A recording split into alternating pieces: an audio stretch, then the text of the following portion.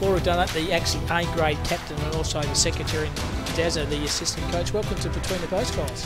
Thanks for having us. Absolutely fantastic how the evolution of women's footy has just grown. It's gone from just nothing to now. And I think we're talking off air that you mentioned that one of the clubs last year kicked 4 in a whole year, Laura, and then one game they kicked 4 this year. Is that right? Yeah, our C4 girls last year across the season, we had about 18 girls out of the 23 who'd never played before. So they kicked 4 goals across the season, and now their first round they kicked 4 goals in the first game. So it just shows how much they've improved and they're developing, and it's really exciting for them and to see where they can go this year. And you've been assistant coach, Dazzy. You would have seen obviously the improvement in the girls going from, at the start you're probably going, these girls can't even draw footy, but then all of a sudden you see them grow, mature, and the skill development just goes through the roof. It must be pretty exciting as a coach seeing that. Yeah, it's really exciting. So as you said, 18 girls probably out of 23 last year that started had never played before. So as a coach, it was really important that we decided basically what to reward, and we knew we weren't going to probably be getting W's on the board really early, but we just had to make sure that it was making footy fun.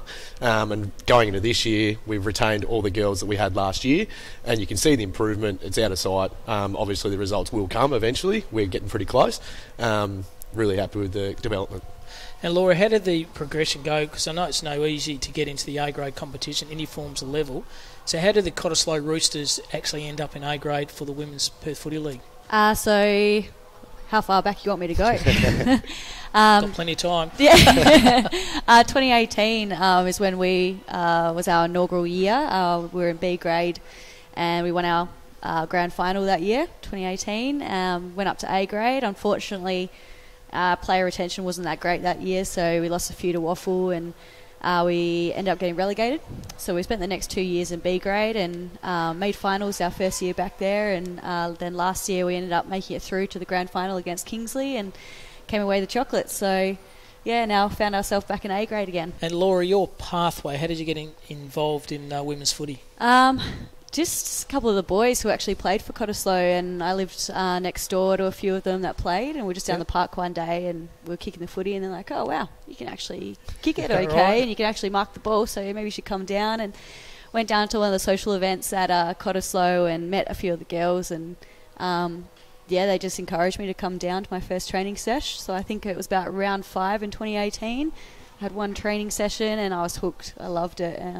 It wasn't as intimidating as I thought it was going to be. A lot of people just learning about the sport, so I expected to rock up there and just be an absolute dumpty and everyone will be amazing. So yeah, it was really good. Got down, and then my first game was actually against Warnbro, and it was nuts, just the atmosphere, and that was a night game. So after that I was like, wow, this is footy, this is an experience, this is crazy. And had a whole bunch of people come down and watch us and support us, and it's just a really nice environment and felt like it was a community from the start. So how do you find, obviously I don't know what sport you played before, but footy, and you'd be known as a coach, the fartlek, run, you stop. How do the girls go in that? Because it's probably nothing like they've done before.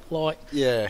Well, you find these days, especially coaching, looking at that traditional kind of running, it's kind of getting put to the side. Yeah. So basically what we found with training and setting up training, I think it's worked really well last year. We're trying to get it involved again this year, is putting that kind of running in drills and gamifying it. And then it's not really about going to the whistle anymore or to when the coach stops. It's all about games and getting them running after the footy. They don't really think about it anymore. And you'll find that the more you do it, obviously, the fitter they get, and they get fitter and they don't even think about it. So it's not as much of a chore as it has been in the past. And a lot of the girls aspire to, obviously a few girls go up and play on the Waffle level, so you've said you lost a few, Laura. Is that, obviously, what about yourself? You've got ambitions to go higher? You're quite happy with what you're doing? No, I'm very happy where I am. Yeah.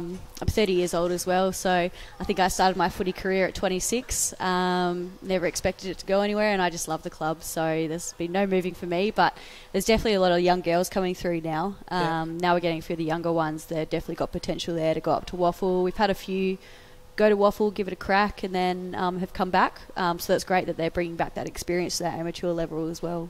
And how's the relationship between the men's side and the women's side? Does the men's embrace the girls? And yeah. Yep. Overall, as a football club, we basically, if we're going to sell ourselves, it's on the relationships we have between all our members.